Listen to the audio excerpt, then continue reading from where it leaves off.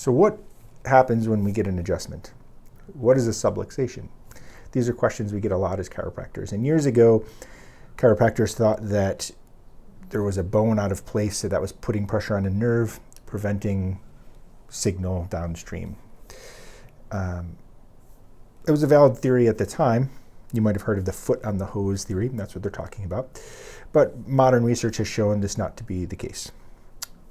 Namely because there's lots of space in this hole where the nerve comes out in between the vertebrae. And those bones can move around quite a bit without putting any pressure on that nerve. That's not to say that you can't have pressure on a nerve from something like a disc bulge or a disc herniation. That can certainly happen. We do neurologic tests to rule those kind of things out. But your standard, everyday, run-of-the-mill subluxation has more to do with the muscles around the joint than it does the bone. So what is a subluxation? Well, subluxation is essentially just a stuck joint. When we adjust a joint as chiropractors, you often hear a pop. And what's happening here is there's a gas bubble. So we're creating negative pressure in that joint space. And for a split second, a gas bubble forms and then pops. And that's that crack sound that you hear when we adjust.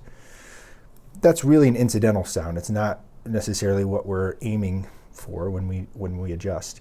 What we are aiming for is movement, specifically movement of stretch receptors within the muscles around the joint.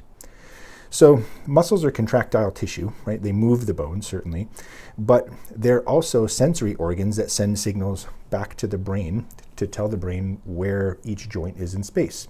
And so within a muscle, every so often there's a stretch receptor. And this stretch receptor needs movement in order to send that signal back to the brain and tell it where the joint is in space.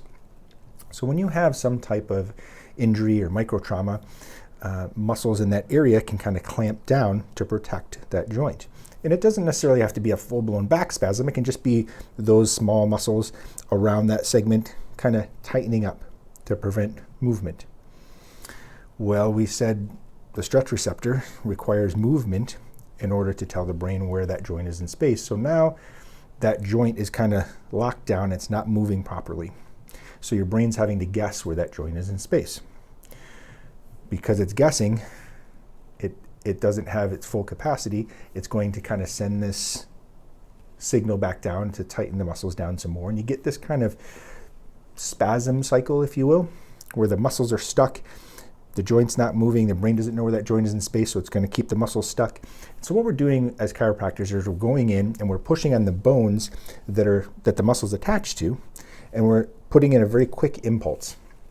And this quick impulse stretches that stretch receptor, and immediately the brain kind of wakes up to where that joint is in space. And the idea is that it can calm down that spasm cycle. So the muscles relax now. The joint is now moving appropriately. So not only can you reduce pain in this way, but this is where the research comes in that's shown chiropractic adjustments to improve strength, coordination, reaction time, all these things.